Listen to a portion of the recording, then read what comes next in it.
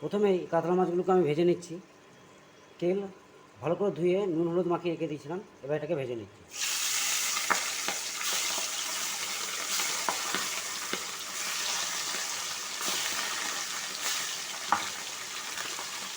আস্তে আস্তে ভাজা হতে দেবো। মাছগুলিকে আমি উল্টে দিচ্ছি।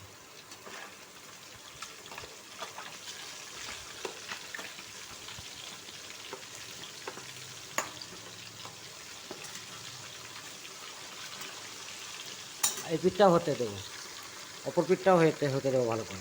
ফাইনালি মাছ ভাজা আমার কমপ্লিট হয়ে গেছে। এবার চলো এর সর্ষে বাটা ঝালটা বানিয়ে নিই। মাছ ভাজা কমপ্লিট। ফাইনালি আমি কড়াই চাপিয়ে দিয়েছি কাতলা মাছের সর্ষে বাটাটা করার জন্য। তেল চাপিয়ে দিয়েছি, এর মধ্যে দিয়েছি অল্প একটু কালো জিরে। তারপরে দিয়ে দিচ্ছি পেস্ট করে রাখা দুটো মিডিয়াম সাইজের পেঁয়াজ।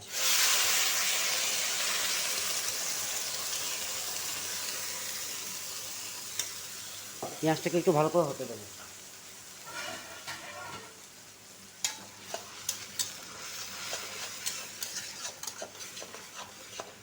পেঁয়াজটাকে একটু হতে দেবো। এদিকে কড়াই চাপিয়ে দিয়েছি, পেঁয়াজটা আমার হচ্ছে। এদের আমি এগুলোকে বেটে নিচ্ছি। পোস্ত, কালো সর্ষে, সাদা সর্ষে, কাঁচা লঙ্কা কয়েকটি, আর কিছু কাজু বাদাম আছে। এটাকে পেস্ট করে মিহি একটা পেস্ট বানিয়ে নেবো। অ্যাড করে দিচ্ছি একটু আদা রসুন আর কাঁচা লঙ্কা পেস্ট। 2 চামচের মতো আদা রসুন কাঁচা লঙ্কার পেস্ট এর মধ্যে অ্যাড করে দিলাম।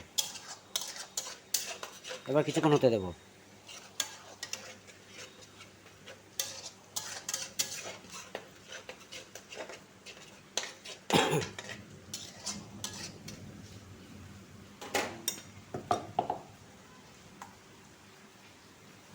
আদা রসুনের কাঁচা গন্ধটা বেরিয়ে গেছে। এরপর আমি অ্যাড করে দিচ্ছি হলুদ গুঁড়ো 1 চামচ দিয়ে দিচ্ছি, জিরে গুঁড়ো 1 চামচ,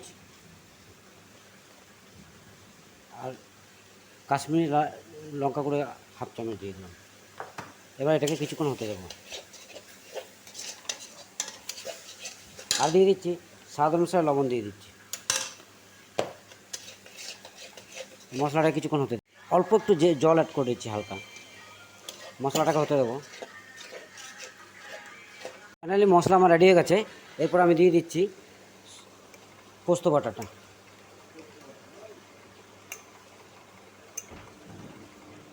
হালকা একটু জল দিয়ে এটাকে দিয়ে দিচ্ছি।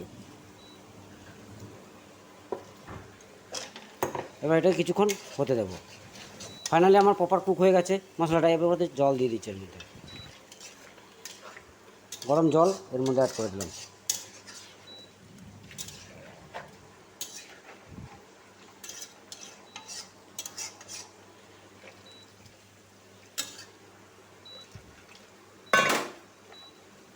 এবার এটাকে ফুটতে দেবো। ঝোলটা আমার ফুটে উঠেছে। এর মধ্যে এবার ভেজে রাখা কাতলা মাছগুলো অ্যাড করে দিচ্ছি।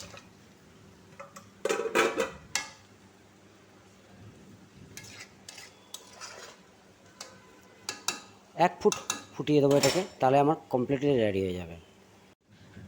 ফাইনালি দেখো কাতলা মাছের পোস্ত বাটা দিয়ে ঝাল আমার রেডি।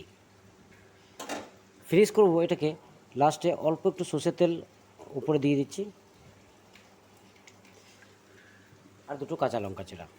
ব্যাস, এবার গ্যাসের ফ্লেম বন্ধ করে দেবো।